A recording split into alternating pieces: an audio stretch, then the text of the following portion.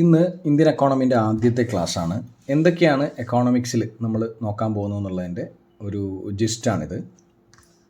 Indian എക്കോണമിയിൽ introduction, എന്തൊക്കെയാണ് markets, ഏതൊക്കെ രീതിയിലാണ് എക്കോണമീസിനെ നമ്മൾ ക്ലാസിഫൈ ചെയ്യുന്നത്, എന്താണ് ഡിമാൻഡ്, എന്താണ് സപ്ലൈ, അങ്ങനെയുള്ള കാര്യങ്ങളാണ് ആദ്യത്തെ ഇൻട്രൊഡക്ഷനിലും. പിന്നെ മാർക്കറ്റ്സിനെ കുറിച്ച് പ്രൈമറി മാർക്കറ്റ്, സെക്കൻഡറി മാർക്കറ്റ്, എന്താണ് മണി മാർക്കറ്റ്, അങ്ങനെയുള്ള കാര്യങ്ങൾ. അതുപോലെ തന്നെ ബാങ്കിങ് സെക്ടറുമായി ബന്ധപ്പെട്ട എല്ലാതരം ഇൻഫർമേഷൻസ്, ഇൻസ്റ്റിറ്റ്യൂഷൻസ്, എന്തൊക്കെ ഇൻസ്റ്റിറ്റ്യൂഷൻസാണ് ഇതുമായി ബന്ധപ്പെട്ടിരിക്കുന്നത്, ഇൻഡീസസ്, ഏതൊക്കെ ഇൻഡെക്സസ് പുറത്തിറങ്ങിയിട്ടുണ്ട്, റിപ്പോർട്ട്സ് വളരെ ഇമ്പോർട്ടൻ്റ് ആണ്. കറണ്ട് അഫയേഴ്സിലൊക്കെ ചോദിക്കുന്ന ഒരു ചോദ്യമാണ് റിപ്പോർട്ട്സ്, ഏതൊക്കെ റിപ്പോർട്ട്സ് ഏതൊക്കെ ഓർഗനൈസേഷൻ പബ്ലിഷ് ചെയ്തു. അതുപോലെ തന്നെ ബേസിക് കറണ്ട് അഫയേഴ്സ്, ഇപ്പോൾ നമുക്ക് NPA എന്താ പറയുക റിലേറ്റഡ് ആയിട്ടുള്ള ന്യൂസസ് വരാറുണ്ട്. അതുപോലെ തന്നെ ബാക്കിയുള്ള ബാങ്കിങ് സ്കീംസ്, ഇപ്പോൾ PMJJBY, PMJDY അങ്ങനെയുള്ള സ്കീംസ് വരാറുണ്ട്. അങ്ങനെ കറണ്ട് അഫയേഴ്സ് റിലേറ്റഡ് ആയിട്ടുള്ള സ്കീംസ്, അങ്ങനെ ഒരുപാട് കാര്യങ്ങൾ ചെയ്യുന്നുണ്ട്. അപ്പോൾ ഇതിൽ കൂടാതെ ബഡ്ജറ്റും അതുപോലെ തന്നെ എക്കണോമിക് സർവേ എന്ന് പറഞ്ഞ ഇന്ത്യൻ ഗവൺമെൻറ്റിൻ്റെ പബ്ലിക്കേഷനും കൂടി വളരെ ഇമ്പോർട്ടൻ്റ് ആയിട്ട് നോക്കേണ്ടതുണ്ട്. ഇതാണ് ഒരു complete picture of Indian economy എന്ന് പറയുന്നത്. എക്കോണമിക്സിൻ്റെ ഈ സെക്ഷൻ ഇത്രയാണുള്ളത്.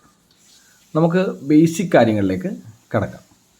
അപ്പോൾ എന്താണ് എക്കണോമിക്സ്, എന്തൊക്കെ കാര്യങ്ങളാണ് എക്കണോമിക്സിൽ ഡീൽ ചെയ്യുന്നതെന്നാണ് ആദ്യത്തെ കാര്യം. ഒന്ന്, സ്കേഴ്സ് റിസോഴ്സ്. എന്താണ് സ്കേഴ്സ് റിസോഴ്സ്? സ്കേഴ്സ് റിസോഴ്സ് എന്ന് പറയുന്നത് ലിമിറ്റഡ് ആയിട്ടുള്ള റിസോഴ്സസ്. നമുക്കറിയാം, ഇപ്പം സമൂഹത്തിൽ അല്ലെങ്കിൽ എക്കോണമിയിൽ നമുക്ക് റിസോഴ്സസ് കുറവാണ്. ഇപ്പം ക്യാപിറ്റൽ, അങ്ങനെയുള്ള കാര്യങ്ങളെല്ലാം, ഇപ്പോൾ റോ മെറ്റീരിയൽസ് എല്ലാം കുറവാണ്. അപ്പോൾ അതിൻ്റെ ബെസ്റ്റ് യൂട്ടിലൈസേഷൻ ആണ് നമ്മൾ ഉദ്ദേശിക്കുന്നത്. കാരണം എന്താ, അൺലിമിറ്റഡ് വാണ്ട്സ് അല്ലെങ്കിൽ നീഡ്സ് ഉണ്ട്. എന്താണ് ഈ അൺലിമിറ്റഡ് വാണ്ട്സ്? അൺലിമിറ്റഡ് വാണ്ട്സ് എന്ന് പറയുന്നത് നമ്മുടെ ആഗ്രഹങ്ങൾക്കോ അല്ലെങ്കിൽ നീഡിന്, റിക്വയർമെൻറ്റിന് പ്രത്യേകിച്ച് ലിമിറ്റില്ല. പക്ഷേ നമുക്ക് ഇത് പ്രൊവൈഡ് ചെയ്യുന്ന റിസോഴ്സസ് എന്ന് പറയുന്നത് ലിമിറ്റഡ് ആണ്. അതാണ് ഇതിൻ്റെ ഒരു കോമ്പിനേഷൻ. അപ്പോൾ ശരിക്കും എക്കണോമിക്സ് എന്തായിരിക്കും? Study to use the limited resource to attain maximum satisfaction, അല്ലെങ്കിൽ നീഡ്, റിക്വയർമെൻറ്റിനനുസരിച്ച് നമ്മൾ ഏറ്റവും നന്നായിട്ട് ഈ സ്കേഴ്സ് ആയിട്ടുള്ള ലിമിറ്റഡ് ആയിട്ടുള്ള റിസോഴ്സസ് ഉപയോഗിക്കുന്നതിനാണ് എന്ത് പറയുക, എക്കണോമിക്സിൻ്റെ ഒരു ബേസിക് കോൺസെപ്റ്റ് എന്ന് പറയുന്നത് അതാണ്. ഒപ്റ്റിമം അല്ലെങ്കിൽ മാക്സിമം യൂസ് ഓഫ്, ജസ്റ്റീഷ്യബിൾ ആയിരിക്കണം, അത് എക്സ്പ്ലോയിറ്റേഷൻ ആവരുത്, മാക്സിമം ജസ്റ്റീഷ്യബിൾ യൂസ് എന്ന് വേണമെങ്കിൽ പറയാം. Justiciable use of resources to എന്താണ്, ടു സാറ്റിസ്ഫൈ അവർ നീഡ്സ് എന്ന് വേണമെങ്കിൽ നമുക്ക് പറയാം. അത് മാത്രമാണ് എക്കണോമിക്സ് ഡീൽ ചെയ്യുന്നത്. എക്കണോമിക് ബിഹേവിയറും കൂടെ നമ്മൾ ഡീൽ ചെയ്യുന്നുണ്ട്. എന്തൊക്കെയാണ് എക്കണോമിക് ബിഹേവിയർ? ഇപ്പോൾ ഒരു പ്രൊഡ്യൂസർ എന്ന രീതിയിൽ, അല്ലെങ്കിൽ ഇൻവെസ്റ്റർ എന്ന രീതിയിൽ, കൺസ്യൂമർ, ഡിസ്ട്രിബ്യൂട്ടർ, അങ്ങനെ പല റോളുകളിൽ നിന്നുള്ള എക്കണോമിക് ബിഹേവിയറും നമ്മൾ എക്കണോമിക്സിൽ പഠിക്കുന്നുണ്ട്. അപ്പോൾ നമുക്ക് അറിയേണ്ട കാര്യം എന്താണ്? അൺലിമിറ്റഡ് ആയിട്ടുള്ള നീഡുണ്ട്, ലിമിറ്റഡ് ആയിട്ടുള്ള റിസോഴ്സസേ ഉള്ളൂ, ഒപ്റ്റിമം യൂട്ടിലൈസേഷൻ ആവശ്യമാണ്. ഇതാണ് ബേസിക്കലി എക്കണോമിക്സ് ഡീൽ ചെയ്യുന്നൊരു കോൺസെപ്റ്റ്. ആദ്യം നമ്മൾ മൈക്രോ എക്കണോമിക്സ് എന്ന് പറഞ്ഞ ടോപ്പിക്കിലേക്ക് പോകാം. എന്താണ് micro economics? Branch of economic units based on economic behaviour of small economic units. അതായത് ചെറിയ എക്കണോമിക് യൂണിറ്റുകളെ കുറിച്ചുള്ള സ്റ്റഡിയാണ്. ഇപ്പോൾ നമ്മുടെ ഒരാളുടെ ഇൻഡിവിജ്വൽ എക്സ്പെൻഡിച്ചർ, നമ്മൾ പൈസ ചിലവാക്കുന്ന നമ്മുടെ മന്ത്ലി എക്സ്പെൻഡിച്ചർ വേണമെങ്കിൽ എന്തായിട്ട് പറയാം? മൈക്രോ എക്കണോമിക്സ് ആയിട്ട് പറയാം. ഇപ്പോൾ ഇൻഡിവിജ്വൽ ഫേമിൻ്റെ എക്സ്പെൻഡിച്ചർ, ഇൻകം, പ്രോഫിറ്റ് നമുക്ക് എന്തായിട്ട് പറയാം? മൈക്രോ എക്കണോമിക്സ് ആയിട്ട് പറയാം.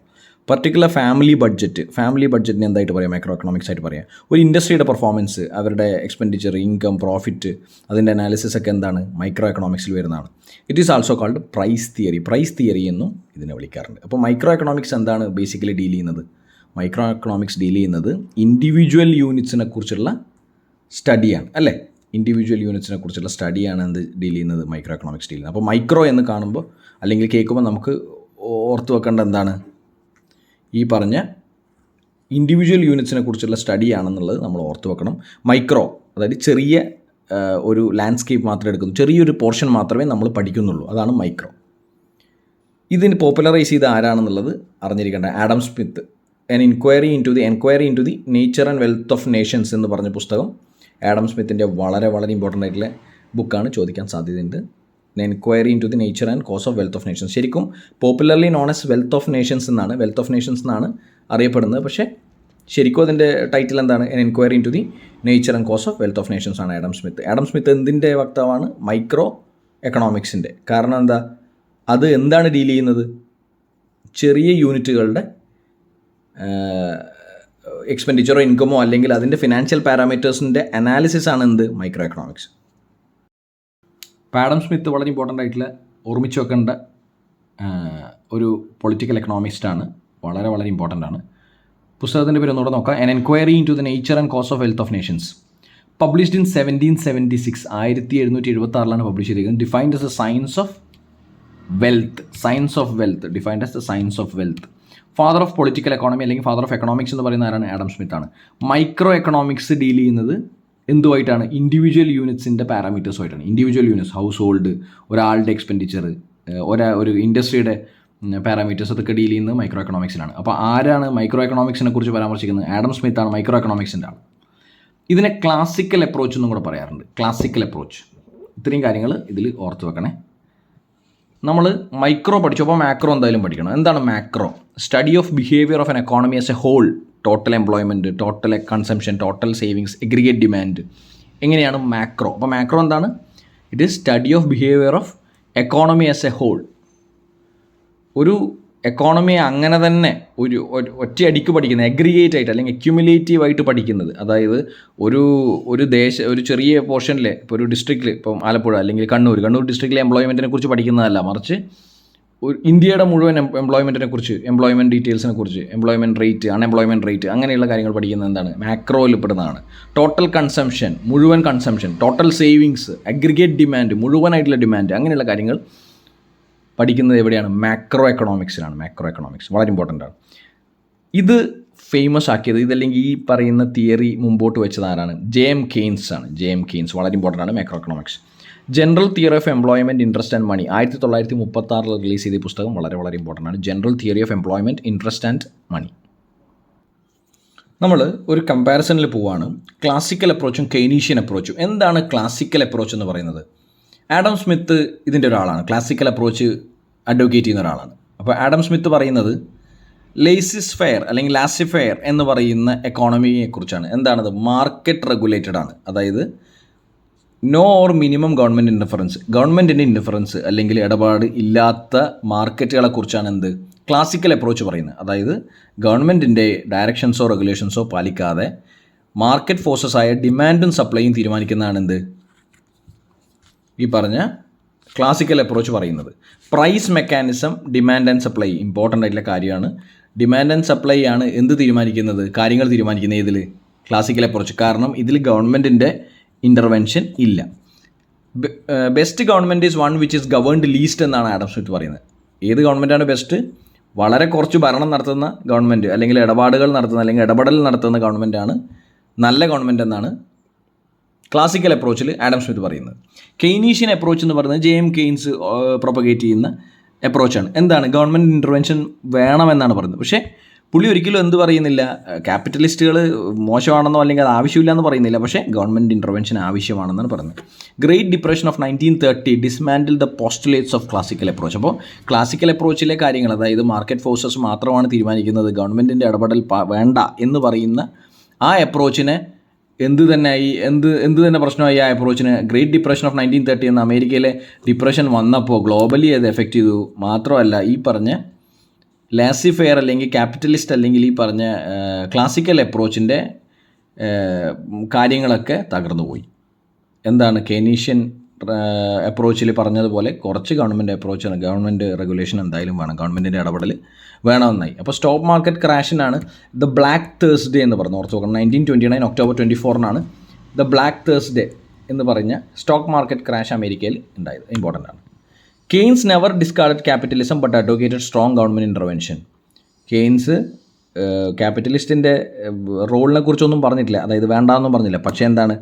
സ്ട്രോങ് ആയിട്ടുള്ള ഗവൺമെൻറ് ഇൻ്റർവെൻഷൻ ഒരു മാർക്കറ്റിൽ ആവശ്യമാണെന്നാണ് പറയുന്നത്. General theory of employment, interest and money 1936 ആരാണ് എഴുതിയേക്കുന്നത്? കെയ്ൻസ് ആണ് എഴുതിയേക്കുന്നത്. അപ്പോൾ ഇത്രയും കാര്യങ്ങളൊന്ന് ഓർത്ത് വെക്കണം. സിമ്പിളാണ്. ക്ലാസിക്കൽ അപ്രോച്ച് എന്ന് പറയുന്നത് മാർക്കറ്റ് റെഗുലേറ്റഡ് ആയിട്ടുള്ള അപ്രോച്ചിനെ കുറിച്ചാണ് പറയുന്നത്. ഡിമാൻഡും സപ്ലൈയും ആണ് റെഗുലേറ്റ് ചെയ്യുന്നത്, അല്ലാതെ മറ്റൊന്നുമല്ല. അതായത് ഗവൺമെൻറ്റിൻ്റെ റെഗുലേഷൻസോ അല്ലെങ്കിൽ നോട്ടിഫിക്കേഷൻസോ ഒന്നും അവിടെ ഇല്ല.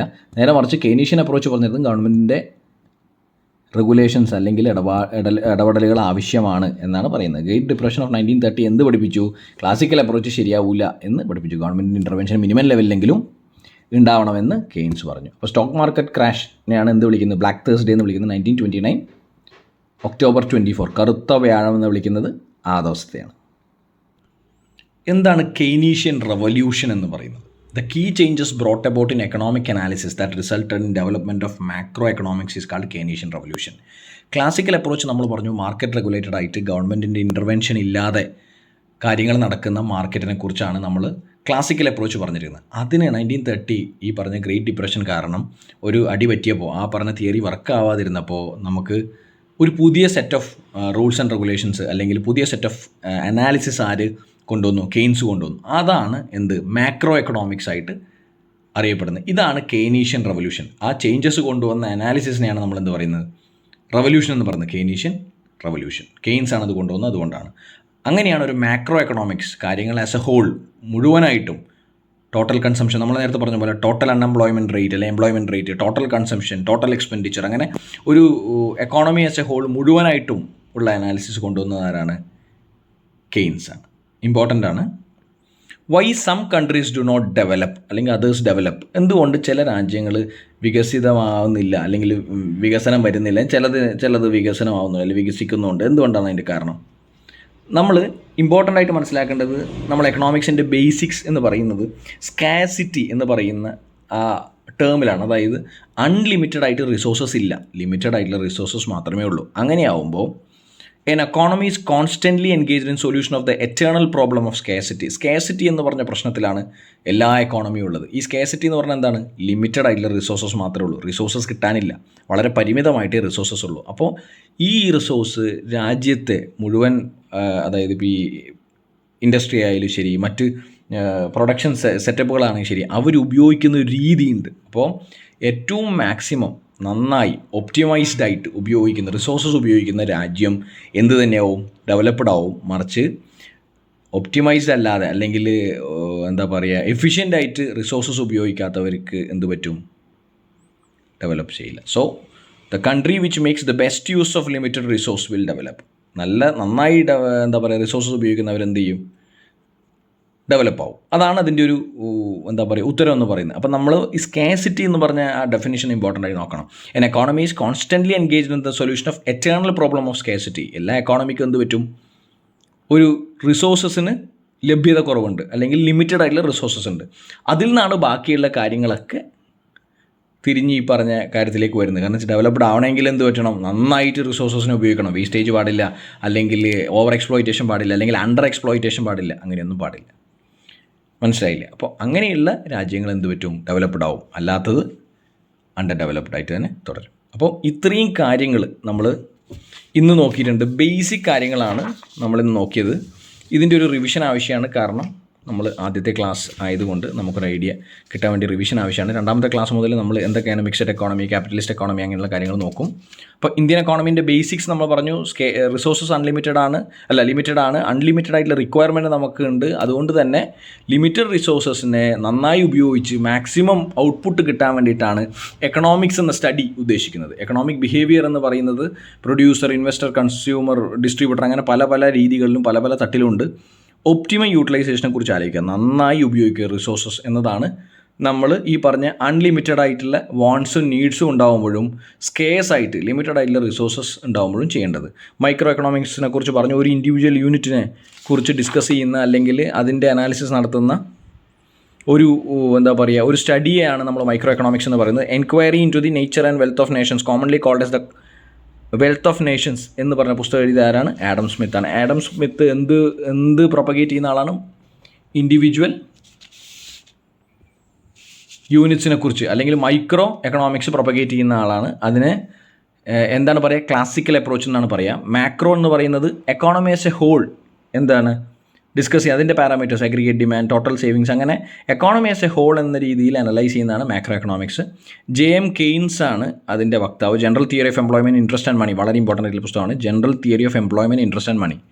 നമ്മൾ ഡിസ്കസ് ചെയ്ത മറ്റൊരു കാര്യം എന്ന് പറയുന്നത് ഇതിൻ്റെ ഡിഫറൻസ് ആണ്. ക്ലാസിക്കൽ അപ്രോച്ചും കെയ്നീഷ്യൻ അപ്രോച്ചും തമ്മിലുള്ള ഡിഫറൻസ് ആണ്. ക്ലാസിക്കൽ അപ്രോച്ച് ഒരു കാര്യം മാത്രം ആലോചിക്കുക. ക്ലാസിക്കൽ അപ്രോച്ച് എന്ന് പറയുന്നത് മൈക്രോ എക്കണോമിക്സുമായി ബന്ധപ്പെട്ടതല്ല. ക്ലാസിക്കൽ അപ്രോച്ച് എന്ന് പറയുന്നത് ഫ്രീ റെഗുലേറ്റഡ് അല്ലാത്ത ഫ്രീ ആയിട്ടുള്ള മാർക്കറ്റിനെ കുറിച്ചാണ് പറയുന്നത്. അതായത് ഡിമാൻഡ് ആൻഡ് സപ്ലൈ മാത്രം കാര്യങ്ങൾ തീരുമാനിക്കുന്നതിൽ, മാർക്കറ്റ് ഫോഴ്സസ് ആയ ഡിമാൻഡ് ആൻഡ് സപ്ലൈ മാത്രം ആണ് അവിടെ കാര്യങ്ങൾ തീരുമാനിക്കുന്നത്, പ്രൈസും മറ്റു കാര്യങ്ങൾ തീരുമാനിക്കുന്നത്. അതുകൊണ്ട് തന്നെ അത് എന്താണ്, ലീസ്റ്റ് റെഗുലേറ്റഡ് ആണ് ബൈ ദ ഗവൺമെൻറ്റിൻ്റെ ഇൻ്റർവെൻഷൻ വളരെ കുറവോ അല്ലെങ്കിൽ ഇല്ലാത്തതോ ആയ മാർക്കറ്റുകളെയാണ് നമ്മൾ എന്ത് വിളിക്കുന്നത്, ലേസി ഫെയർ എക്കോണമി എന്ന് വിളിക്കുന്നത്. കെയ്നീഷ്യൻ അപ്രോച്ച് മറിച്ച് ഗവൺമെൻറ്റിൻ്റെ ഇൻ്റർവെൻഷൻ ആവശ്യപ്പെടുന്നതാണ്. ജെ.എം. കെയ്ൻസ് ആണ് വക്താവ്. അതിൻ്റെ ഇമ്പോർട്ടൻ്റ് ആയിട്ടുള്ള കാര്യം എന്ന് പറഞ്ഞാൽ അവർ ക്യാപിറ്റലിസ്റ്റുകളെ തള്ളിക്കളയുന്നില്ല, മറിച്ച് ഗവൺമെൻറ് ഇൻ്റർവെൻഷൻ വേണമെന്നാണ് പറയുന്നത്.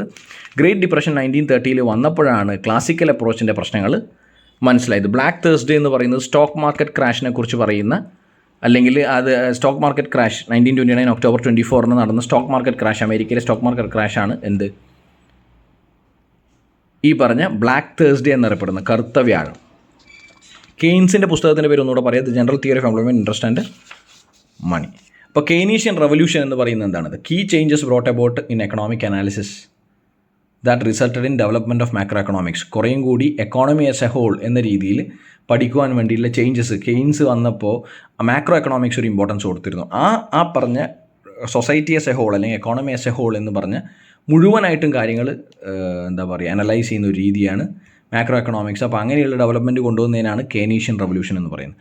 എന്തുകൊണ്ട് ചില രാജ്യങ്ങൾ ഡെവലപ്പ് ചെയ്യുന്നു, മറ്റ് ചില രാജ്യങ്ങൾ ഡെവലപ്പ് ചെയ്യുന്നില്ല എന്ന് ചോദിക്കുന്നതിൻ്റെ ഉത്തരം എന്താണ്, ഈ പറഞ്ഞ utilization of scarce resource, unlimited അല്ലാത്ത റിസോഴ്സസ്, അതായത് ലിമിറ്റഡ് ആയിട്ടുള്ള റിസോഴ്സസിനെ എത്ര നന്നായി, എത്ര ബെസ്റ്റ് മാക്സിമം യൂസേജ് നടത്തുന്നോ ആ രാജ്യമാണ് എന്ത് ഡെവലപ്ഡ് ആവുന്നത്, മറിച്ച് ലാഗിങ് ബിഹൈൻഡ് ആവും. അപ്പം അത്രയും ഇമ്പോർട്ടൻ്റ് ആയിട്ടുള്ള കാര്യങ്ങളാണ് നമ്മൾ ഇന്ന്